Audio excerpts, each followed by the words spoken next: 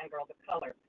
As our listeners likely know, Black women leaders in Congress have just announced the creation of a caucus on Black women and girls, and Senator Gillibrand here in New York has designated the last week of March for the second year in a row as Black Women's History Week.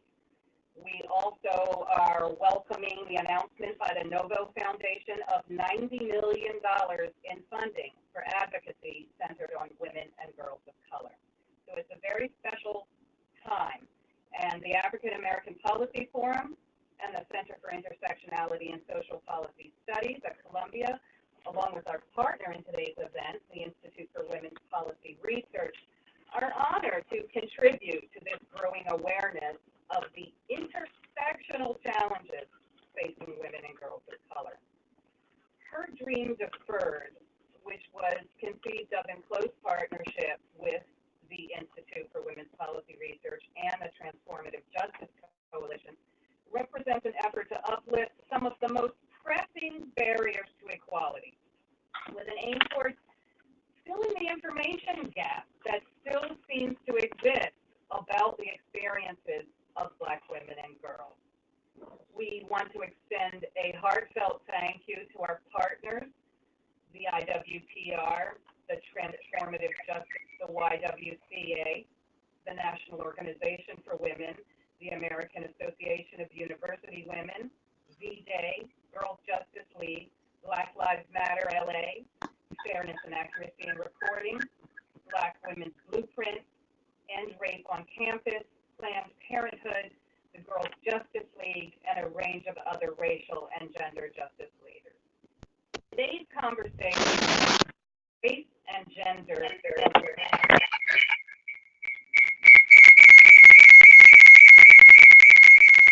What's happening?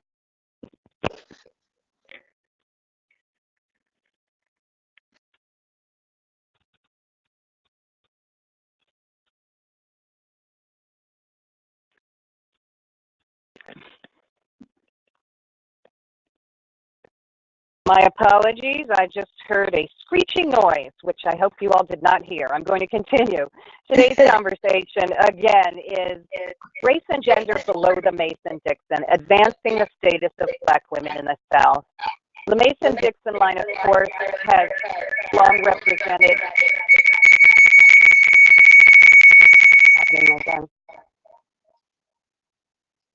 Okay, I'm going to continue talking, and other folks will let me know if they're getting that screeching noise. My apologies. The Mason-Dixon line, of course, has represented an actual as well as a symbolic divide in terms of racial inequality in this country.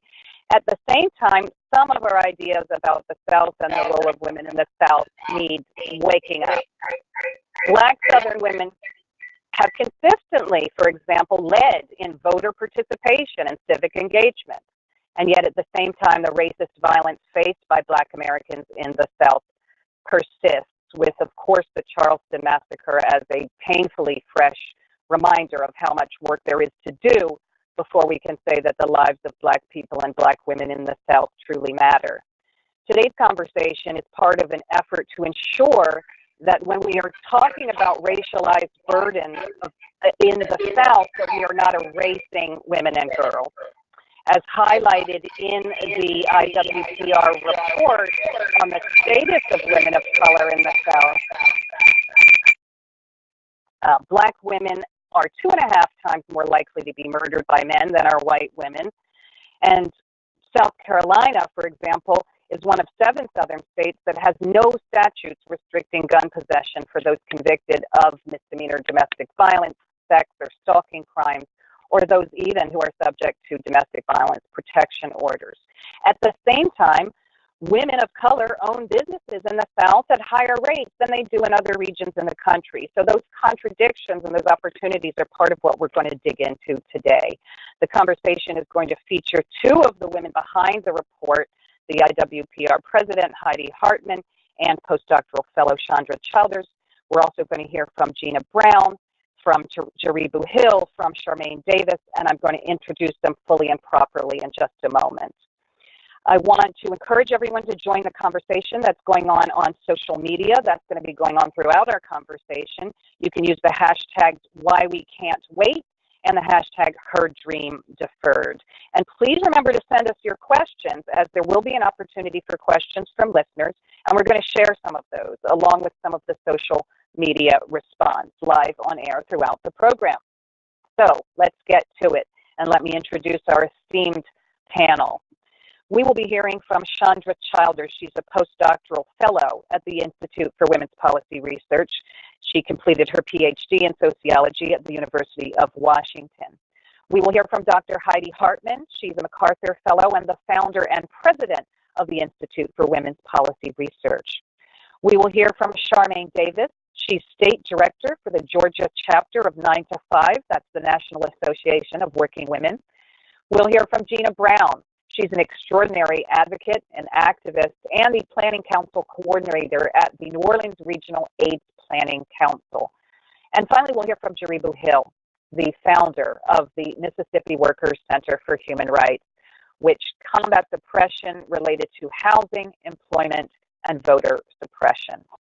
So it is an esteemed panel. We're honored to have them all with us, and we are going to begin our conversation. I'd like to start with you, Chandra. As the report, The Status of Women in the South, is going to inform this conversation today, I'd like to start by asking you what some of the key findings, what are some of the key takeaways from that new report?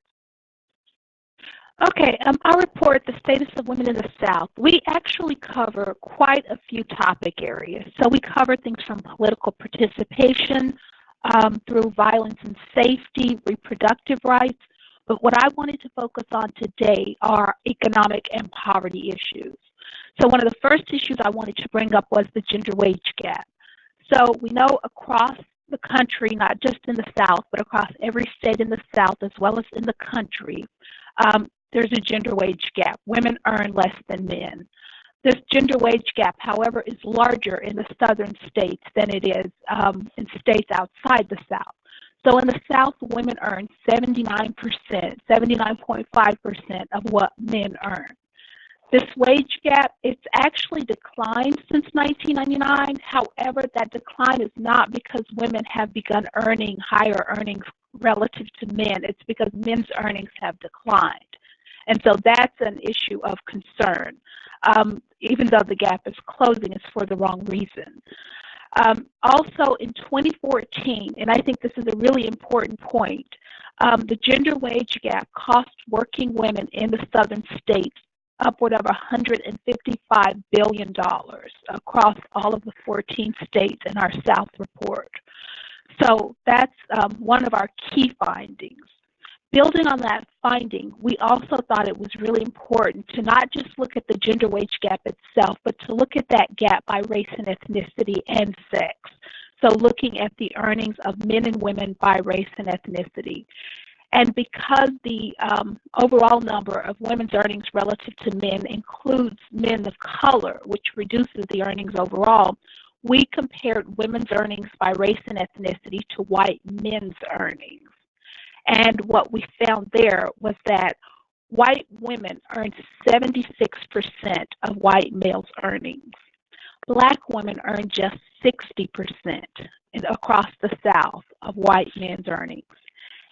Native American women earned 60%, and Hispanic women earned just 52% of white men's earnings across southern states.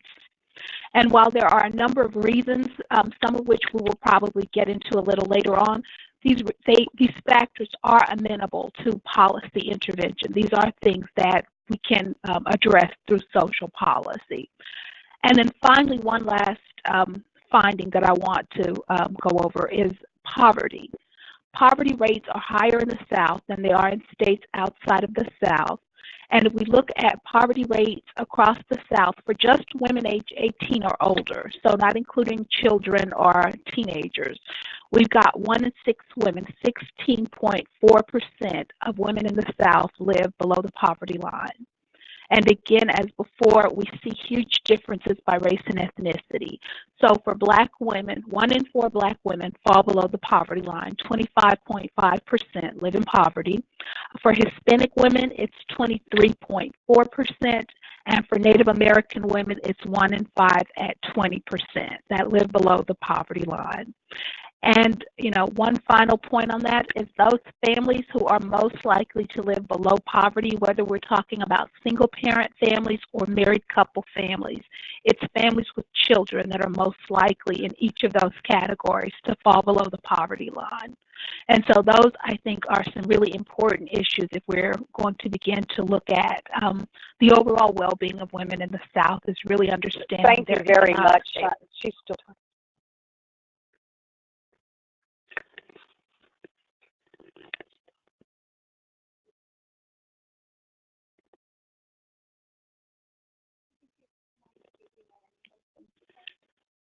Chandra, I'm sorry, I lost just the very last bit of what you said, but apparently others did not, and I thank you for what came before. I think that you have touched on it, but I just wanted to ask you as follow-up, when we think about women and poverty, we have to remember also the role of women within the family, which also means the impact of women being in poverty has a spreading out effect among the community because of women's roles in the community. Can you speak to that for just briefly, as well as anything else that you think that maybe people might not be aware of that came up in the report?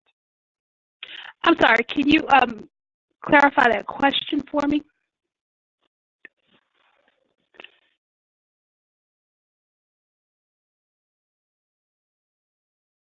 Janine?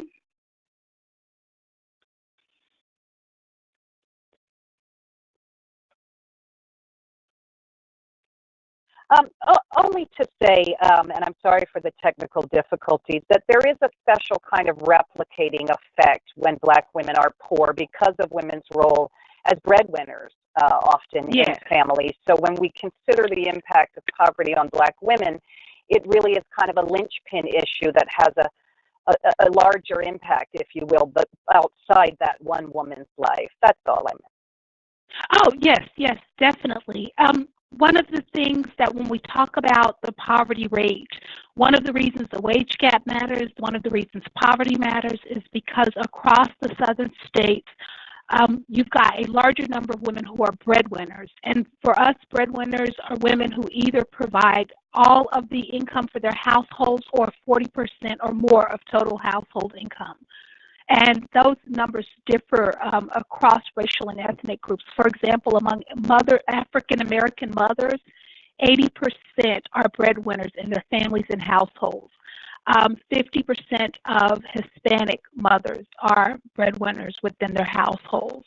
So we're seeing, large numbers of women across southern states who are at least partially and some completely responsible for the livelihood. And these are mothers, so by definition, these are women who are responsible for children and key in their community. Thank you very much, Chandra. We're going to go now to Dr. Heidi Hartmann, who has joined us. Welcome, Heidi. We're still, of course, talking about this major and new study of women in the South. Let me ask you to pull back a bit and say why you were prompted to do it. Why did you think it was so important to do this study at this time? Oh, well, thank you. Pleasure to be with you all. And a difficult question because, we're always wondering why we do what we do when we do it. I think most of us are trying to figure out what is the optimal time. But, of course, we were concerned about the elections coming up. We felt that there would be a lot of policy issues that would be touched on in the report, and that Black women in particular have a very high rate of voter participation. So this would give a lot of candidates and the voters themselves information about and what they can be doing with that information. And so that was one factor. But really, it goes back much longer. We have been studying these state-by-state differences in women's lives since 1996. And you can't help but look at the state-by-state scores is always on the bottom. And yet it's a huge, huge share of the U.S. population. A third of the U.S. population is in the South. And half of Black women are in the South. So, and then there was Hurricane Katrina, which just really, shed a light on poverty in New Orleans in particular. And we realized that that where everyone thought, oh my God, what's wrong with New Orleans? They have poor Black people there. Well, all the southern cities have a lot of poor black people, as well as the northern cities, but it's especially bad. We're just delighted when we got an opportunity from the Ford Foundation, who agreed to fund this project, and we're able to just pull so many things together in one report. So that's about it.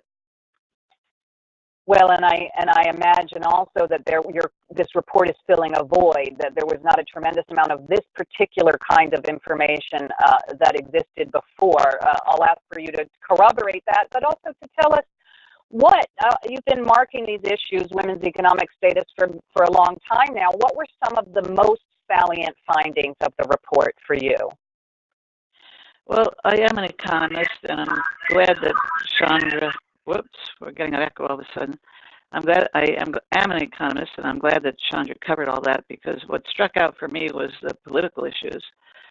Women are, in many ways, more represented in the South. There are more of them, and more of them in state legislative office than elsewhere, and in a higher proportion than they do in the North, but very few in Congress. So it's a classic example of you can go so far, but there's a ceiling on your participation despite the high rates of voting by black women. So that's something that really stands out, and I think we ought to have, and I'm sure there are many groups working on this effort to get more women to run for elective office, state executive office, and congressional office in the South. I think is very important.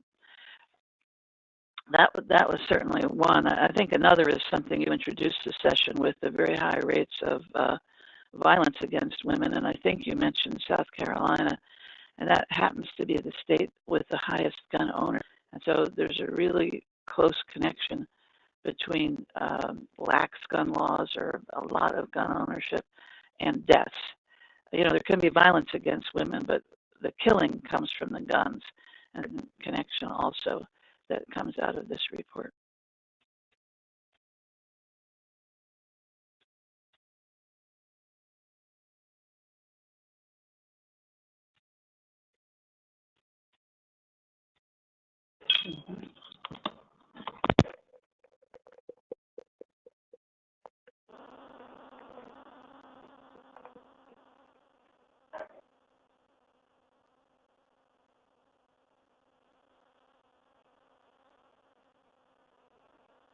Are we still having technical difficulties? I think so.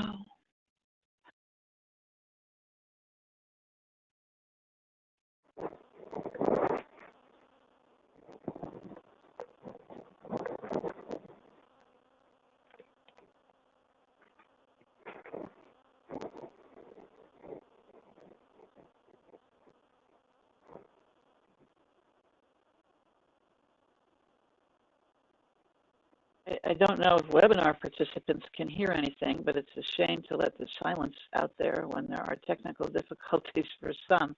The third thing that motivated us to study the South was the increasing share of immigrants in the South.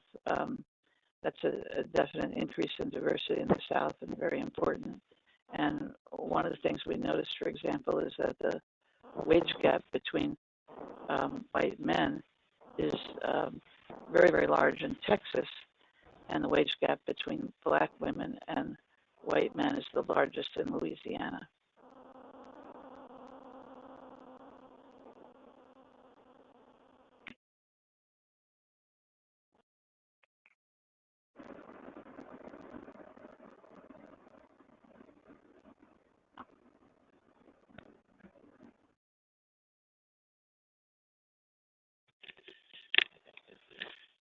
Thank you, Heidi, for sharing. While we're waiting for Janine to get back set up, I'm going to launch our first poll question of the day. And following that, I will take us through our first social media check-in. So everybody get your device close. This includes the audience, so here's a moment to participate. Thanks for tuning in with us. So our first poll question today is, how likely are black mothers to be breadwinners in the South? We will share the answer to each poll question at the following media check-in. So on Twitter, we have from Sister Song saying black women pay for inequity. A shocking tweet from Jason Groussard points out that the median wealth for single women For single Black women, it's $100 to every white woman's median $41,000. Quite a stat to stick with. Molly Anderson tweeted at us, the gender wage gap is huge in the South, even bigger when you're talking about women of color. Desiree Attaway tweeted at us, in the South, Black women earn 60% of white men's earnings. That's all for now, and we will check in again later, and we should be back on track soon. Thanks all. All right, then, we are back on track. You can't see me, but hopefully you can hear me. We're going to thank you very much, Karen, and it's exciting to hear that folks are very engaged through social media, and folks can keep in mind those questions that have been brought up in case you want to address them in your remarks. I'd like to move on now to our next guest, to Charmaine Davis. She is chapter director at 9 to 5, as we indicated. Charmaine, what are some of the main challenges that you see facing working women of color in the South? Well, hello to everyone. Like it was just mentioned, I am the chapter director for the Georgia chapter of 9 to 5 Working Women. And through my work experience, I've seen two major men, specifically working women here in the South. One, like it's been mentioned, is the wage gap. And for me, the wage gap in the South, and the reason why it's so big, to being the lack of worker protections that are actually present in the South. And then something we haven't talked about a lot is mass incarceration and the impact that it has on women in the South. So I just mentioned that the report, it highlights that in the South, we experience a larger wage gap than other women in other parts of the country. It also points out that women in the South are less likely to have or be in managerial or professional positions.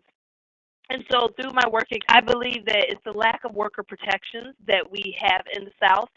Worker protections like guaranteed paid sick days or paid family leave, or being protected if you do have caregiving responsibilities, knowing that if you have to take care of a sick child or an aging parent, penalized. We know that as women, we take on a lot of the caregiving responsibilities, and in many households, we take on the majority of caregiving responsibilities.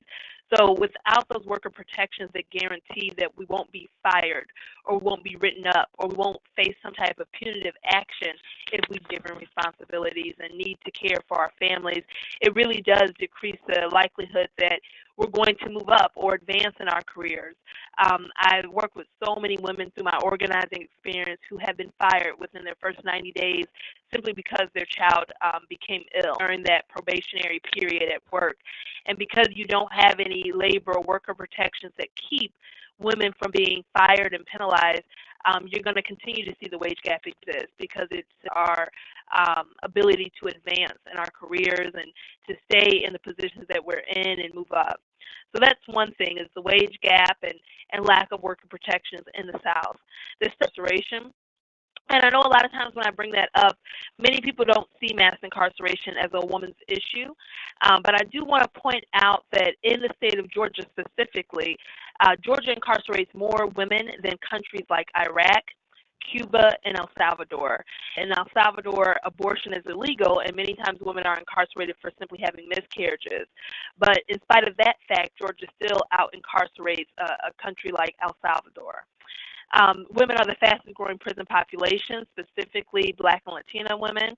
In these, we've seen the percentage of women being incarcerated increase by over 600%. The reason why I bring up mass incarceration is because it does have such a significant impact on the economic security and women.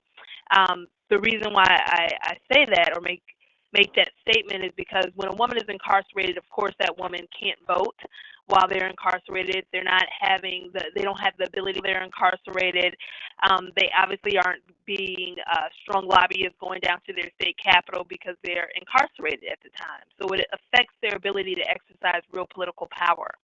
Women are incarcerated, they're not paying into a 401k plan or Social Security. So it increases the likelihood that they're going to retire into poverty. When women come out from being incarcerated, they face a lot of barriers to employment. Any woman with a criminal record knows how difficult it is applying for jobs to have to check that box saying that you do have a criminal record. And they know that a lot of times it means that you're going to be automatically screened out and not seriously considered for the position. In addition to employment discrimination, We also know that a lot of times women aren't eligible for grants to advance their education when they have a criminal record. They're not eligible for different licenses in order to advance their career. So it's a lot of barriers that women face when they're coming out of prison and trying to re-enter back into the workforce and into their communities and really be productive and contributing members of their community. And you know, that's one of the reasons why at 9 to 5 we launched the Ban the Box campaign, which is a campaign to end employment discrimination against formerly incarcerated by removing those questions regarding a person's criminal record from job applications, is because we know the challenges that women are facing when they're trying to re-enter the workforce from being incarcerated. We wanted to remove that barrier, and we were able to do that successfully in the city of Atlanta, and we were able to get Governor Deal, the governor of Georgia, to become the first Southern governor to issue an executive order banning the box on stay applications, which is one step to help women really get past that employment discrimination and be able to gain employment after being incarcerated. And because incarceration rates are healthy, we know that it even more deeply impacts women and their employment in the South, mass incarceration. Thank you very, very much.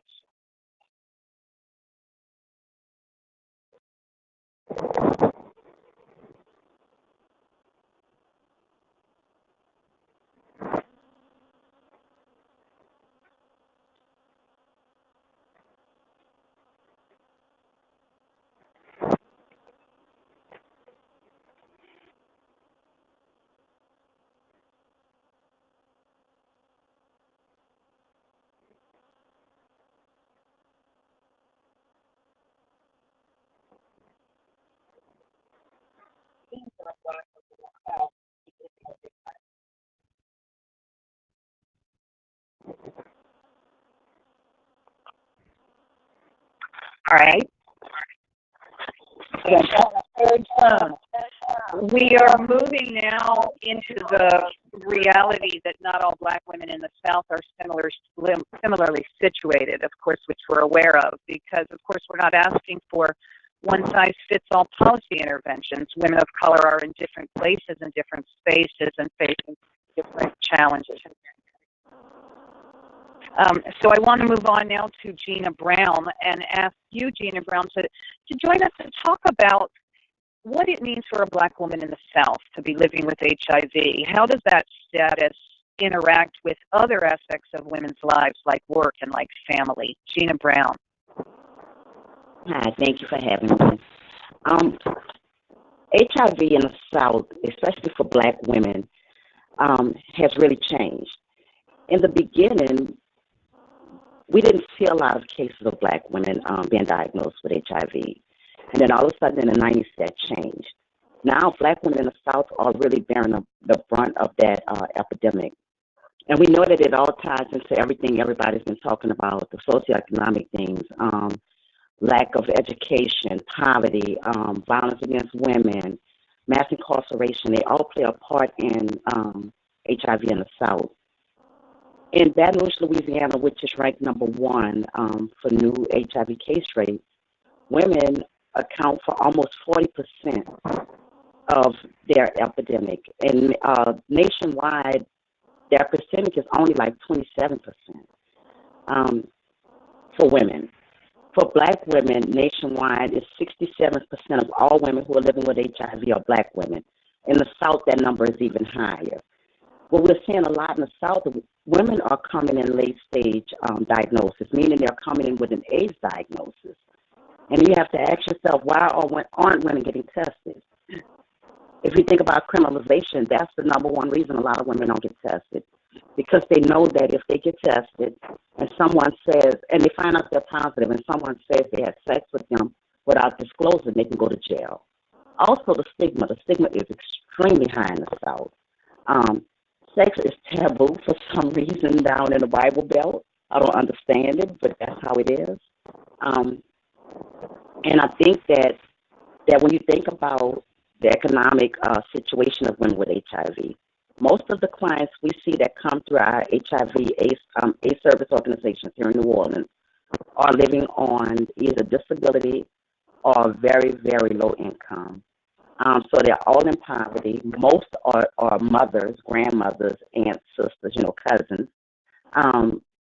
A lot of us, because I am a woman living with HIV, a lot of us have experienced some kind of childhood trauma or either intimate partner violence, which also drives the epidemic. If you have an opportunity, there's a really good documentary that speaks to HIV in the rural South called Wilhelmina's War. If you get a chance to see that, it'll open your eyes to what it looks like and what it feels like to live with HIV in the South. I know that we've come a long way. I've been diagnosed 22 years. People are not dying, but in the South for Black women, they are still dying. Because as I said, they come in late-stage HIV diagnosis, so they're coming in sick. And as someone else said, as women, we're the caregivers. We take care of everybody before we take care of ourselves. So, of course, I'm not going to go to the doctor unless I really have to go. But when it comes to my children, I'm going to take them if their nose is running or they say their ear is hurting. But we'll put ourselves on the back burner all the time. And I don't know what we can do to change that other than to have some real education with people.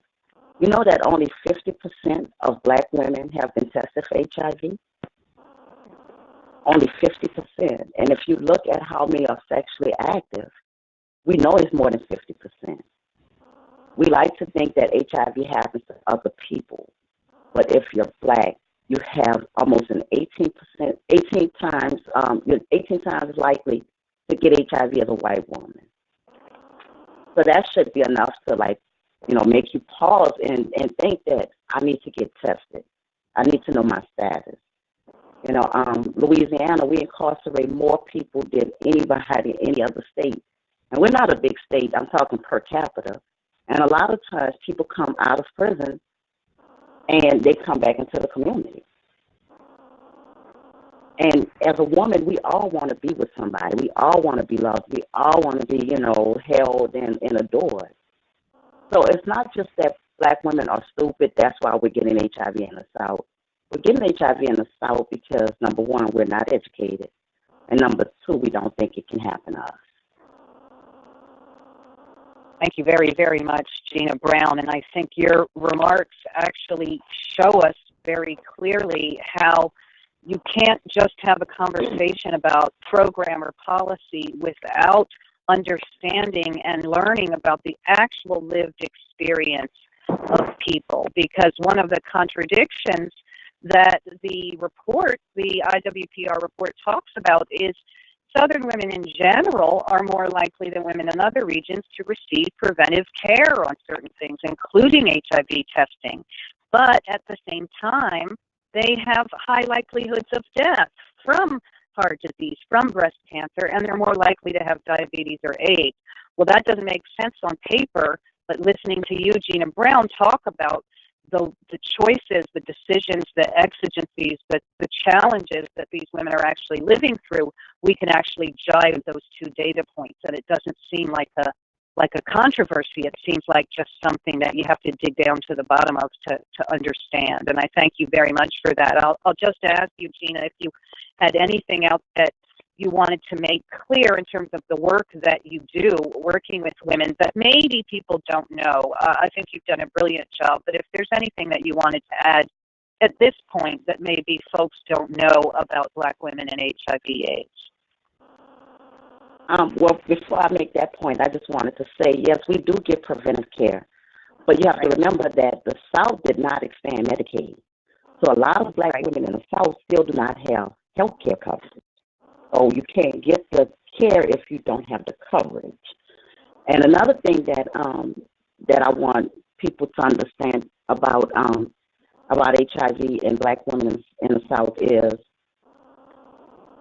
they're just like all other women. They just have a condition now. They are women living with HIV. We try to put people first language, so we say women living with HIV. And I also know that the women that come through our agencies, they all want to be educated. You just have to take the time to do it. We have to be patient with people and loving with people.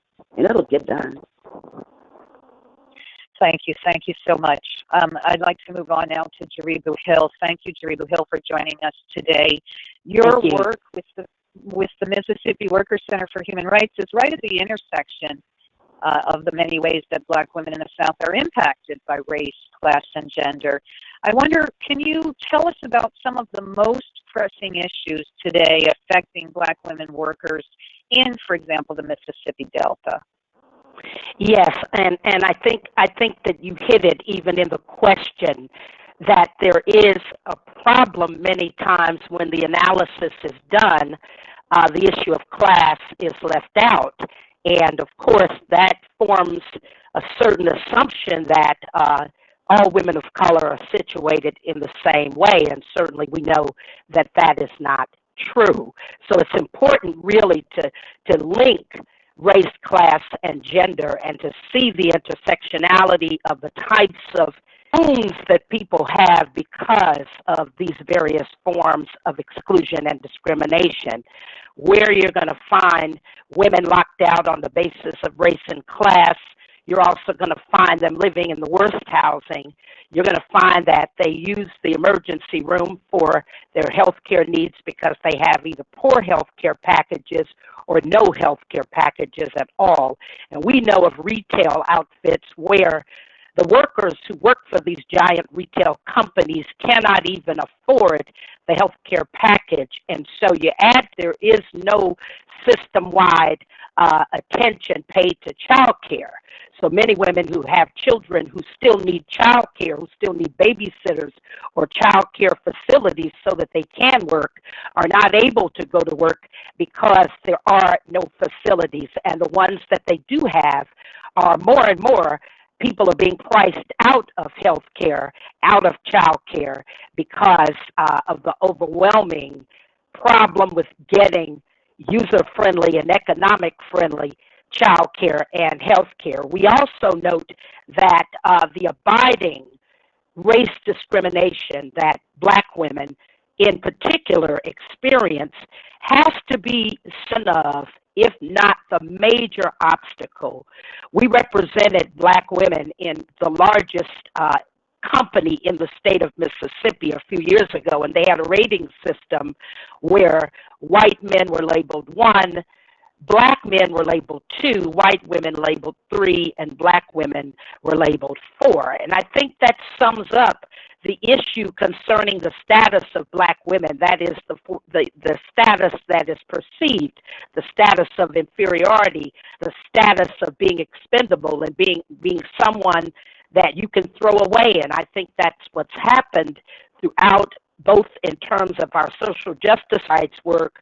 We have seen the constant struggle for Black women's voices to be heard. So I have to applaud these efforts because finally, and not that anybody else has not done anything, but certainly this is a concerted effort to get out there and to have people be heard around issues. We live in the Mississippi Delta, where 43% of the population is living in abject poverty. We also understand, just from being feminists and women's rights workers and defenders of women's human rights, that for every dollar in this country that a man makes, most women only make 77 cents an hour. But if you look at women of color, they're making cents an hour when compared with white male and male counterparts. So the issue of wage discrimination, the issue of wage theft, the issue of unspeakably inhumane housing conditions, and we are representing women right now in an action against slumlords here in the state of Mississippi and the Mississippi Delta, and we are more often targeted because they are often single heads of household living in poverty, and they haven't had the opportunities to even participate fully in the educational system. There's a cyclical type of also the issue of the abiding issue of school segregation and Jim Crow, which we still see in the schools and in the workplace. And so women are more often duped and more often forced to accept inhumane and substandard conditions. And when they speak out, against these conditions, they are often retaliated against. We have represented women who were forced out of their apartments because they complained about the wretched conditions and demanded that repairs be done while paying their rent. They were accused of not paying rent, and certainly the records revealed that they were rent paying. And so we see where if you're living in poverty, you also are not living well in terms of the house or the apartment you live in. You live in a food desert. We had 2 Kroger stores here in Greenville, Mississippi. One of them has closed, and that Kroger store closed without even notice to the public. And now for those who don't want to go to the giant of all giants in terms of retail, some of us were going to Kmart instead of Kmart. So I say that to say that we are living in a food desert. We're also living in a housing desert. We're living in an education desert. And this impacts Black women by far more than it impacts other women, and generally women of color. And so what we've seen is the importance of identifying grassroots women who are already seeking to change their lives, already fighting hard to change their lives, and bringing them to the table with other Black women who also have stepped forward and defied the establishment, defied the controls to make people understand we are here, we're not going to be silent anymore, and we're not going to take it anymore. And so we're seeing major victories around the issue of housing. We were able to win a major victory here in Greenville, Mississippi, where we had a landlord accountability ordinance passed, and all of the organizers around that particular measure were low-wage African-American women who stepped up and decided that enough with paying rent for housing. To the same effect, we've had parents who have come forward and stepped up and organized themselves against Jim Crow educational systems and demanded that their children be treated as equals and as human beings in the classroom, demanded that the wholesale dispense punishment, the wholesale insults, and the type of humiliation and embarrassment that Black children experience, Black mothers have stepped up and organized themselves in that arena as well as in labor. We see Black women playing a critical role in the auto industry, in the poultry and catfish industries.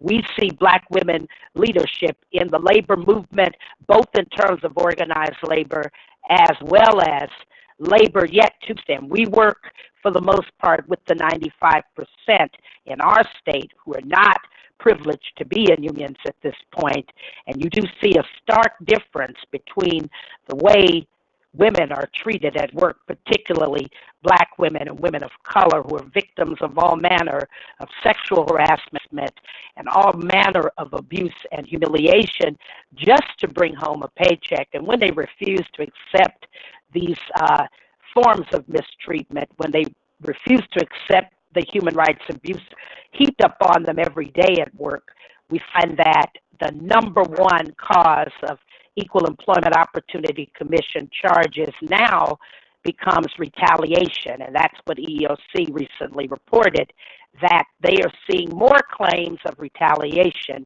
as a result of people filing core complaints or making core complaints around the various types of discrimination or sexual discrimination, sexual orientation discrimination, and then the fallout from raising those issues is retaliation.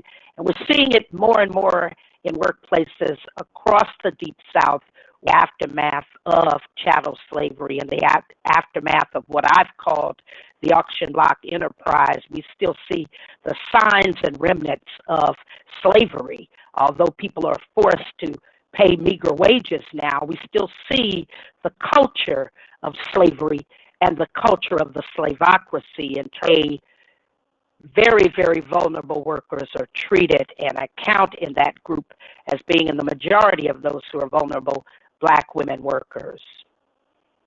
Thank you so much, Jaribu Hill. That's welcome. Perfectly explains the intersectional, not just overlapping, but intersectional nature of what we're up against, of the oppressions and the problems that Black women face, but also the intersectional nature of the pushback, of the work that we're doing, because I know that the Mississippi Center is developing best practices that Black women themselves are engaging in their fight. So it makes a perfect transition for this conversation where we are moving in general terms from talking about the problems to talking about the action, to talking about what we're doing in response. And I know that listeners and our panelists know that at the very end, we're going to go around and get that just 1 minute punch of one action. But before we do that, I did want to come back to the authors of the research report that's informing this conversation. Heidi or Chandra, either of you can respond to this, because I know that if anything, if there's one headline policy suggestion or demand that comes out of your report, it does have to do with pay in the workforce. And we've made very clear that the women we're engaging, the women we care about, are women outside the workforce, inside the workforce, but still there is a key measure to do with workforce remuneration that could change things in a lot of ways. And I wonder if either Heidi or Chandra, I unfortunately can't see you right now and see who's lifting the finger and wants to respond, but if one of you could talk about the impact of equal pay and what that would mean. Well, I'll start and Chandra can chime in if I screw it up. Basically, what we found is that if we could get equal pay for women and men, it would mean that half of women's poverty in the South would disappear. And this surprised me a lot because we're so used to thinking of the South as a low-wage area. And so many people that I encounter anyway on the left in Washington, D.C. would say, oh, well, what would be the good of that? The men are paid low too. Well, halving poverty would be a big impact. So it turns out that that's pretty much the same impact in the South as elsewhere. That is, U.S. as a whole, if we could get equal pay for women, the poverty of families with working women, you're right there. It may help some of the women in those families who are out children, but these are families with working women. It would cut poverty in half nationwide and in the South as well. And yet we're comparing women in the South to men in the South. So it does suggest, as another of the panelists has said, there is a ranking, and the men are making more than the women in all races. So if you could equalize the wages with the men, it would reduce poverty. I mean, it's an extremely large effect, and it would have enormous impact for the women themselves, for their families, for the communities, because you would be bringing in so much more money into especially the minority, women, the people of color communities. Chandra, is there anything you'd like to add? Mm-hmm. I would just like to make clear here too, because I know a lot of people complain when we talk about the gender wage gap. That finding is based on women and men of the same level of education, of the same age, of the same urban-rural status. So we are, talking about equalizing for similar people. So I just wanted to put that out there as well. Thank you very much. Well, we're going to go now to Kieran for a social media check-in. What's up on Twitter and the like? Kieran. Hey, Janine, thanks for passing it to me. To circle back to the answer to our first poll, among the largest racial and ethnic groups, Black mothers are the most likely to be breadwinners at 79.6%. So now take a few moments from your device to choose an answer for the second poll question, which is, what is the poverty rate among Black women in the South? While you answer, here's what our audience has to say on Twitter. Black Lives Matter gave a shout out to panelist Gina Brown, saying, thank you for your insights and work. So glad your spirit is here to speak up on this important topic. R. Gibbs tweeted at us, of course there is a tie in between Black women being breadwinners and mass incarceration. Rhea Chapman tweeted at us, as a child living in government housing, we had to hide my dad's stuff at inspection time to keep our benefits. Lisa Matz tweeted at us, more Black women are working full-time minimum wage jobs than any other racial group. Not okay. That's all I have for now, so tossing it back to you, Janine. Thank you very much, Kieran. We have had some questions come in from the audience, and I'm going to put some of those out there, and folks who feel most enthused to respond can grab them. The first question comes from Molly Anderson, and she's wondering, what are some of the policy models from southern states. This might be for you, Gina Brown, but for others, if they have the information, are there models from the southern states that have helped address the challenges that women living with HIV face? Are there examples that we can take of engaging that question that perhaps could be useful outside the South as well? I'm gonna also throw out another question just so you can be thinking about it in advance. Another caller whose name I can't see wants to know what policies are needed for mothers in the South who are not working outside the home. So someone might think about that. But first, Gina, let me ask you, are there models or best practices of ways of working that with women living with HIV that you think are replicable or that should be replicated? Yes, there are. One is an organization in Atlanta called Sister Love. They're doing remarkable work with women living with HIV, from case management to preventative work. So they're going out into the community, talking to women who actually live in the communities who are at risk for HIV. That's a great model. We need to be in the community talking to people that look like us, who go through the same things we go through. They'll hear the message better from us. Also, Sister Song is doing great reproductive justice work. So that plays into HIV also. There's another organization that's a national organization, but we do have southern chapters called Positive Women's Network, or PWN USA, who all of the members are positive women. The board, the staff, everybody, all working to shine a light on what's going on with women living with HIV, especially in the South. So those models can be replicated. Also, with the National HIV/AIDS Strategy, the updated version, there are places in there now for women that specifically talks about Black women and how we can address this. So it's not going to be like a cookie cutter approach. It's not going to be, well, one agency is doing this, so we should all do that. We take a little bit from everybody to make that whole pie. Being from New Orleans, I love gumbo, and I know gumbo is a little bit of everything. So that's what it has to be when it comes to HIV. We have to just make an HIV gumbo. Thank you so much. And again, you're bringing us back to the point of the whole conversation, which is don't make policy without listening to the women who are going to be impacted by that policy. They have to be the ones at the table shaping the conversation because they're the ones who know what is needed. And with that, I will move to this other question, if anyone has thoughts on it.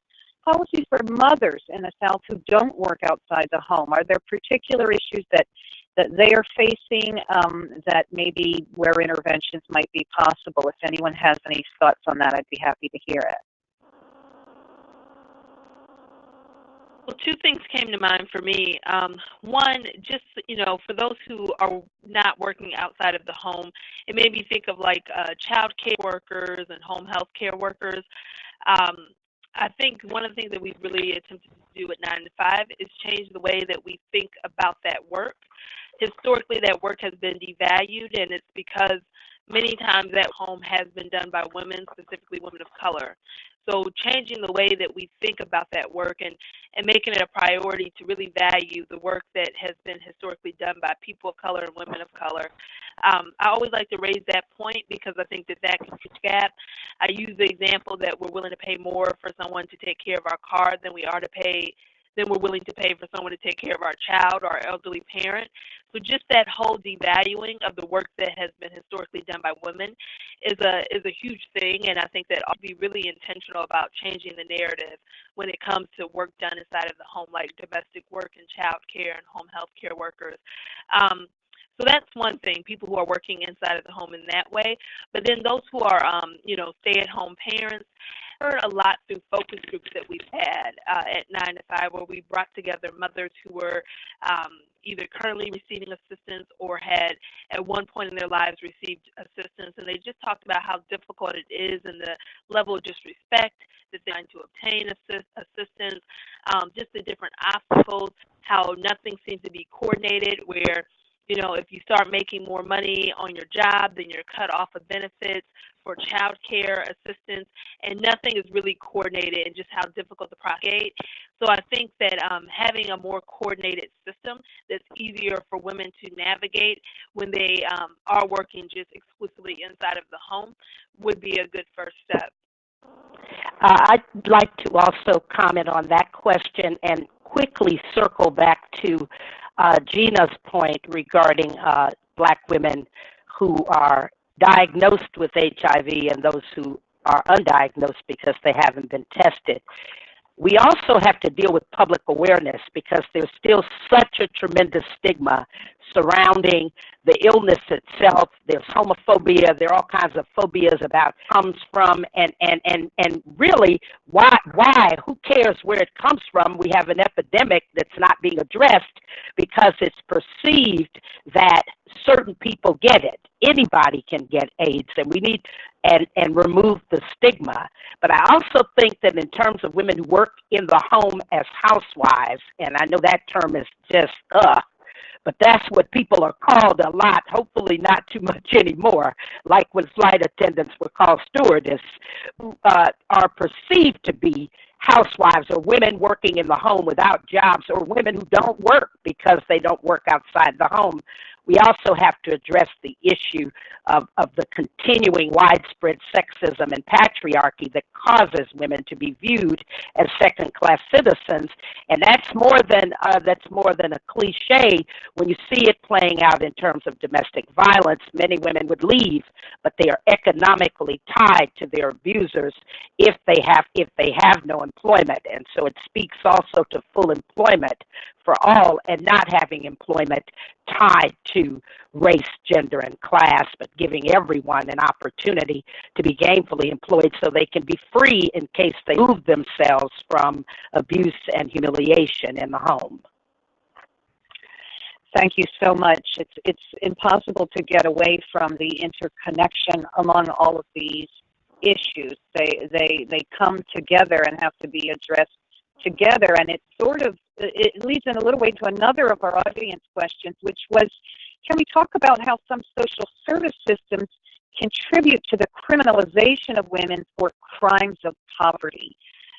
And we've addressed this a little bit before, where women, if perhaps you have children and you can't get them away from an abuser, and then women are charged, we've seen in New York women charged for not being able to breastfeed their babies. We've seen women going to jail for miscarriages.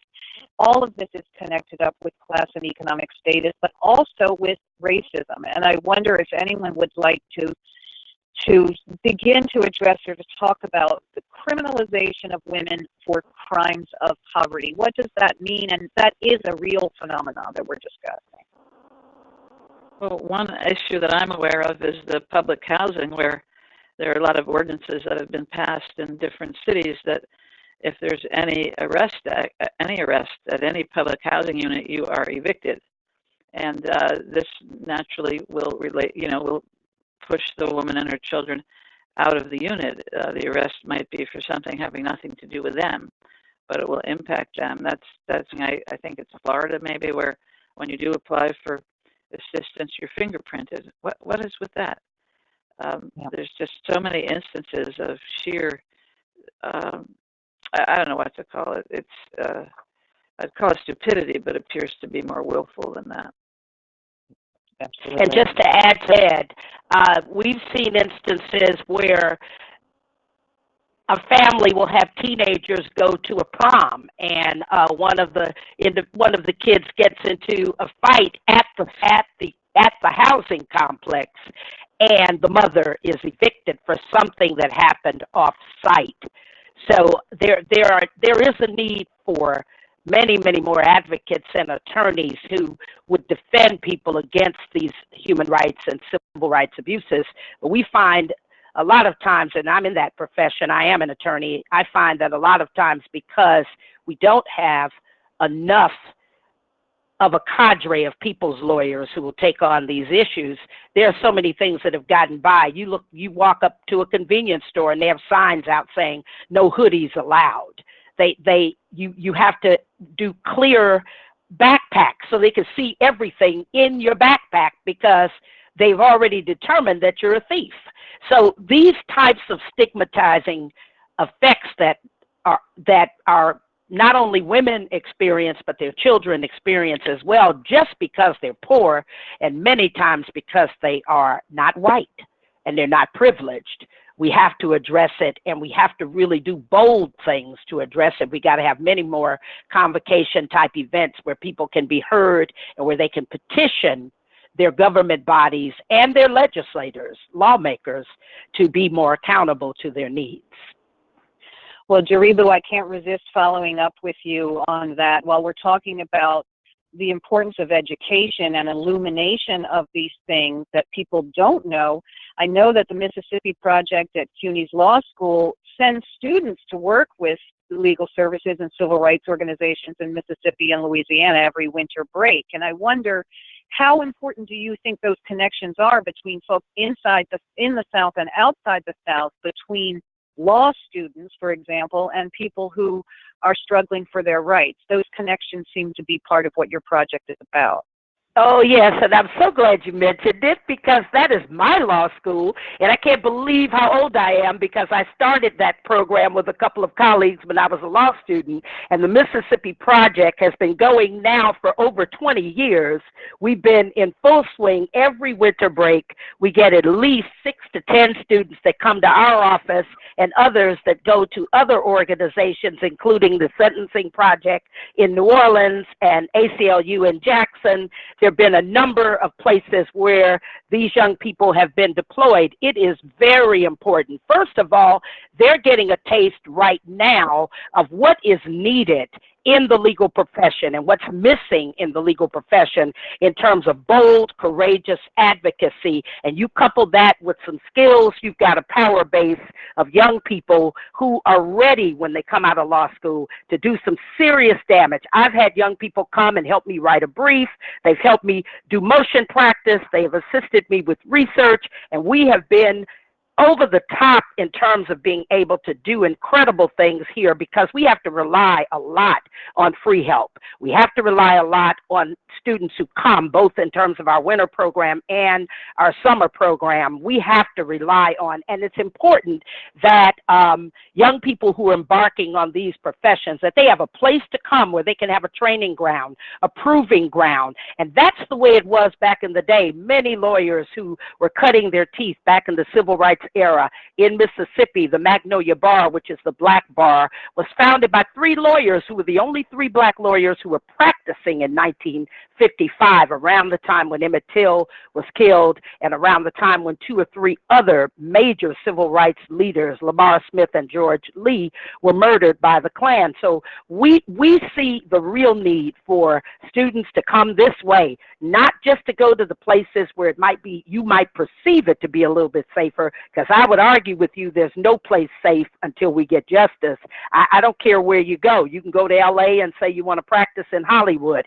I don't care where you go, you're going to see that there is no justice. But to come to some of these pits, you know, where there really is rank disregard for the law and for justice, is important. It's an important proving ground. And I don't want to say rite of passage, you know, although I should say it. I think you can be of service if you have seen the worst conditions and you've rolled up your sleeves and tried to help. I was just at the Rebellious Lawyering Conference, and I was a keynote speaker there. And I can't tell you how many young people came up to me, already decided that they were going to go into the field of people's lawyering, and that's what I like to call it, because it covers everything. It means you are a human rights defender, you are a civil rights attorney, you are a justice lawyer, a people's attorney, if you are engaged in the work, and if you are committed to using your skills to right wrongs. So I think it has been the single most important thing, not just in terms of our survival, but also in terms of just being able to get justice to people who wouldn't ordinarily get it if you only have limited staff and limited resources. This program and other programs, well, there is no other program like it, but other programs, it's important that law students and graduate students. We've had high school students to come. We've had students from graduate programs as well as university programs as well as law students, and even a couple of medical school students to come and work with us here in the Mississippi Delta. And I think it's important that we shine the light on, you know, what is needed, and that we're the ones who make the commitment to bring people and not shy away from recruiting. It's so important that we do the recruiting. All right, then. Thank you so much. I'm going to go for a social media check-in with Karen again, and tell us polls or what have you got from Twitter and other social media, Karen? Sure. Thanks again, Janine, and we really appreciate everyone's participation today. Thanks for showing up on Twitter and making this a really visible conversation. To follow up the answer to our last poll, the poverty rate, the answer to our final poll is West Virginia, the only state in the South to provide federally funded abortion for Medicaid qualifying low-income women. To turn to what our tweeters have been saying, from Vivian Light Johnson, we have respectability politics play into the discrimination of poor, Black, and Latina people.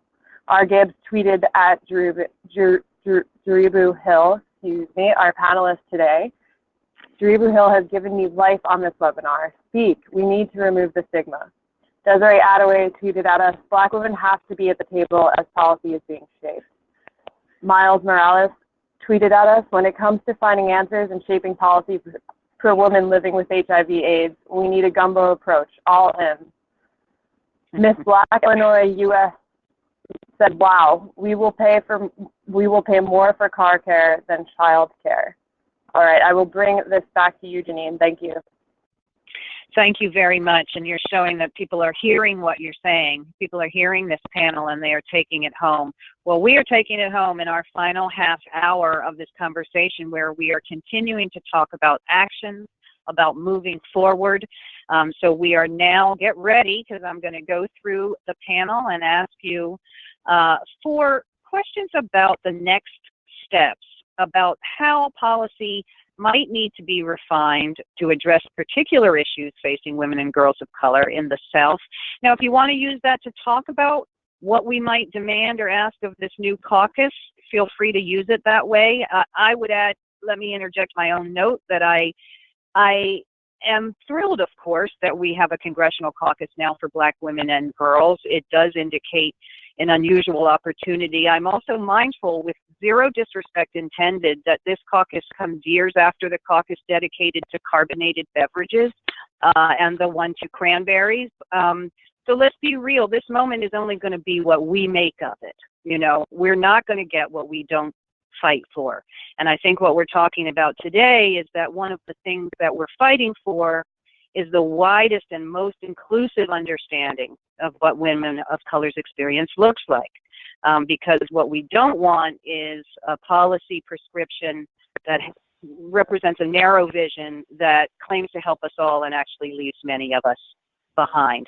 So on that note, and in the order that we spoke, that means, Chandra, starting with you, taking action, next steps, what can we do now? What's the most important thing to do? What's a concrete thing to do? Any way you want to come at it actively, leading this conversation, what can we do? As well, I think as Heidi and I have already talked about, and some others have mentioned, for me, next steps, it's finding some of the concrete things that I think Charmaine talked about, moving us toward equal pay, which are things like paid leave policies, child care, making these, actually I think the South does pretty well on child care, but expanding that, policies like paid leave, collective bargaining policies. You know, one of the things we saw was that in the southern states, like almost 80% of southern states are right-to-work states. So supporting workers and their abilities to collectively bargain, those are policies that I think would be really important for moving us forward. Thank you very much. Heidi Hartmann, your action steps? Well, I would add one that I don't think we've discussed explicitly, and that is the the disproportionate share nationwide of women of color in community colleges, and how many women of color in college are parents. And yet the colleges have very little support for student parents. There's very little child care on campus. So speaking of that congressional caucus, there is a federal bill called the See Campus Bill that provides federal money for child care on campus. And this would be, particularly important to Black women, Latino women, Native American women, because they are in college with children, and they are not being served by the colleges in terms of their needs as parents. So that would be great, and it would be something that is within the power of the federal government, because they've got an existing program, and they just need to add more dollars to it. Thank you very, very much. Charmaine Davis, next steps, action. Yeah. So like I've been saying, I think worker protections that keep women from being penalized for having caregiving responsibilities will be huge. Chandra touched on it a little bit. Basically, if women can't even have the security of knowing that they can keep their jobs if they have a sick child or they need to care for a sick loved one, then we're going to continue to see the wage gap decrease at a snail-like pace. One of the things I like to point out is that the wage gap is smallest when a woman is under 30, has no children, and is unmarried. So what that means is that as a woman gets older and she takes on more caregiving responsibilities, the wage gap continues to get larger. And it's not because women become less competent or they become lazier as they get older and take on these responsibilities. It's because they're being penalized and punished on their jobs and in the workplace for having these caregiving responsibilities. So that's one big thing. And then I just want to touch again on the issue of mass incarceration. We can't continue to criminalize women for being victims or being survivors of sexual assault, of abuse. I just want to highlight that women's pathway to prison is a lot different than that of men. A lot of times women entering jails are more likely to have experienced poverty, intimate partner violence, sexual abuse, and other forms of victimization, which is often linked to their offending behavior. So what that means is that you have a lot of women sitting behind bars who were just trying to survive an abusive relationship, and they exercise survival tactics, and as a result they're incarcerated. So we have to stop decriminalizing women for just simply trying to survive and get out of abusive situations, or in situations where women have been sexually exploited since they've been young girls, and because they weren't able to safely transition out of that sex industry or prostitution, they're now being criminalized and charged with prostitution and being incarcerated for that. So we just have to stop criminalizing the survival behavior of women. Thank you so much. Gina Brown, may we hear your action ideas or next step thoughts? Yes. The first thing that I think we need to do is decriminalize HIV. In the South, you can go to jail for having HIV. So we need to get rid of that. We also have to do a lot more education, meaning we can't start when they get to high school. We have to really look at age-appropriate sexuality education for children. Letting them know that HIV is real, but not just HIV, all of the other issues that come along with HIV, that a person who's HIV positive has a greater chance of living in poverty, being uneducated, those kind of things. So making sure that we're getting those messages out there. Also making sure that people who need to get tested can get tested. Taking those barriers away. There should not be any woman that walks into her doctor's office and asks for an HIV test only to be told you don't fit the demographic, or you don't fit, or I don't think you're at risk. If you're having sex without a condom, you're at risk for HIV. I don't care who you are. And we all know that the numbers are even higher if you're a Black woman in the South. So making sure that we get rid of some of these barriers, the stigmatization, y'all know what I'm trying to say, to stigmatize HIV, the driver of HIV. So if I can't stand up and tell people that I'm a woman living with HIV, I may do some things that will make you think I don't have it, like go out and meet someone and have sex without a condom, So we have to make sure that the education is there, that we're decriminalizing HIV, and that we're doing everything we can to get rid of the stigma of HIV. Thank you so much. And Jaribu Hill, finally, in your 1 minute condensed version of what you might have us do as an action or as some next steps. I know you got more than that. And look, I promise, yeah. I didn't look at the screen until just now. It said, time, Jaribu, time, Jaribu. Okay, I apologize to my colleagues and my comrades that were with us. I apologize. I think that what I've seen as an activist for more than 40 years now, I see kind of a stigmatizing and a criminalization now of activism. I think it's important that we continue the direct actions, that we continue campaigns that focus on women's human rights, that we interface with the legislators and demand accountability from them on key issues affecting women, and that we demand support for organizing and support for legitimate voices. I kind of cringed when you talked about the initiative, the Black Caucuses initiative, because I'm always amazed when I see these caucuses how whether or not the real people are at the table. Okay, so if I hear people talk about intersectionality, I'm going to want to see Kim Crenshaw somewhere in the mix and not someone who's a prop up. So I'm just saying it's important that real leadership emerge and that we force our way onto these platforms where our people's lives are at stake, and the real people are allowed, not just allowed, not seeking permission, but able to come forward. Thank you so much, Jaribu Hill. Well, who would have thought that a conversation about women of color in the U.S. South would turn out to be a conversation about really everything, really everything at all that goes to make up our lives. I want to thank you all very, very much for joining us today for this conversation. It's elevated the specific concerns and also the shared concerns and challenges of women of color in the South. And I know that listeners have heard things that surprised them, have heard things that shocked them, and have heard things that they want to follow up on. And that's exactly the point. The conversation, of course, will not end here. The social media thing the kids do, the hashtag Her Dream Deferred and why we can't wait, that conversation is going to continue, absolutely, and our conversation will continue, and folks should listen for more of this. So thank you all so much.